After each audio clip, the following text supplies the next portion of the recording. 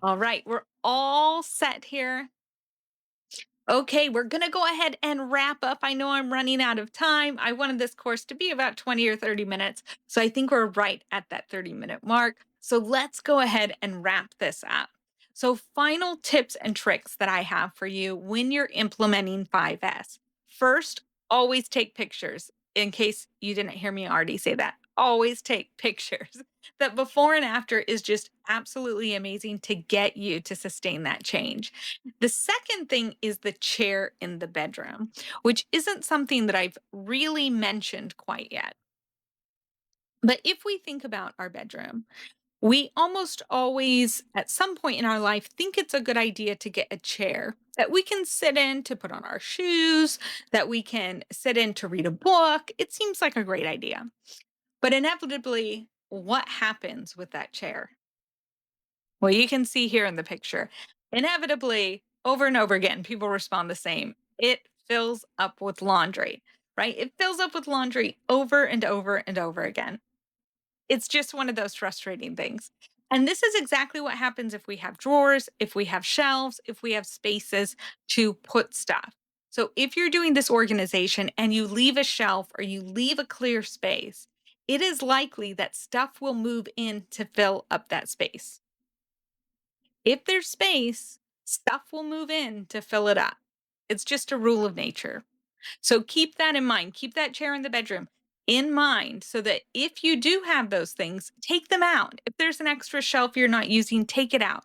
If there's an extra drawer you're not using, take it out or change it in some way so that you can't use it because otherwise it will fill up with stuff.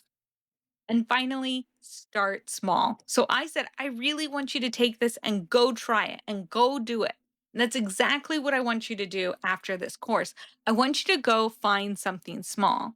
So something that's less than 100 items. I don't want you to do your entire kitchen. I don't want you to do your entire warehouse because all that's going to happen is you're going to group stuff, you're going to run out of time, and you're going to just leave it.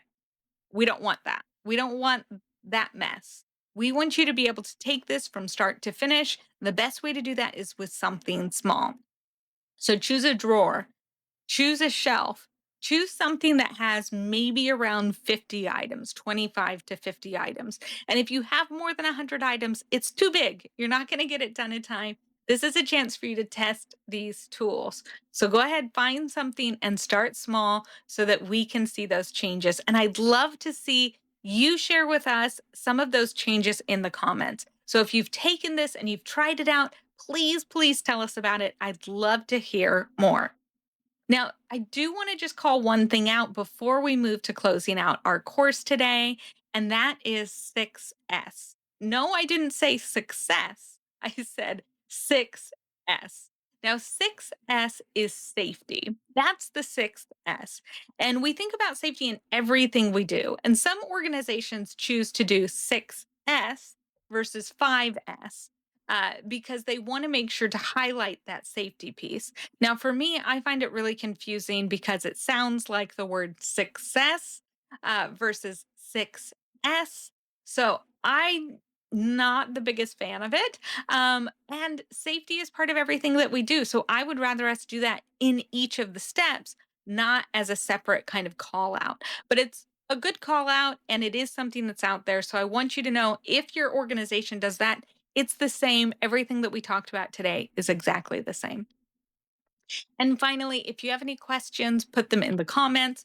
Again, I'm Beautiful Opportunities Consulting. I'm Amanda Zimmerman, and I am so happy that you joined us today. If you want to learn more about building thriving process improvement teams, feel free to jump over to beopportunity.com to find out more information. Thank you so much and have a wonderful day.